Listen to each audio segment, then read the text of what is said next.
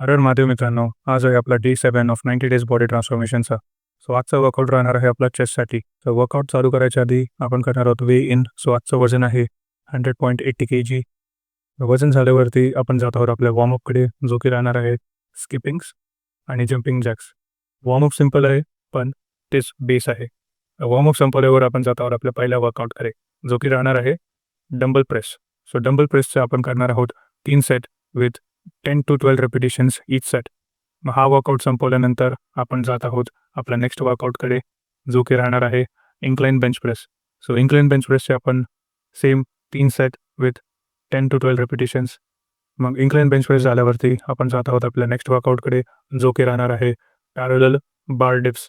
Parallel बार डिप्सचे आपण 2 sets till failure करणार आहोत. पॅरलल बार डिप्स झाल्यावरती आपण आपला चेस्टचा वर्कआउट संपवतोय. मग आपण जात आहोत आपल्या नेक्स्ट वर्कआउटकडे, जो की राहणार आहे शोल्डरसाठी. लॅटरल रेजेस आपण करणार आहोत 2 सेट्स टिल फेलियर. याच्यानंतर आपण करणार आहोत रिअर डेल्टचा वर्कआउट. तो हा वर्कआउटमध्ये आपण करणार आहोत 2 सेट टिल फेलियर. आणि रिअर डेल्टचा वर्कआउट झाल्यावरती आपण करणार आहोत शोल्डर प्रेस. शोल्डर प्रेसचे आपण करत आहोत 2 sets with 8 to 10 रेपिटेशन्स each set. Shoulder press झाल्यावरती आपण आपला वर्कआउट संपवतोय. सो हा वर्कआउट झाल्यावरती ही आहे आपली आजची बॉडी कंडिशन. आजचा आपला वर्कआउट इथे संपत आहे. Stay tuned for day 8.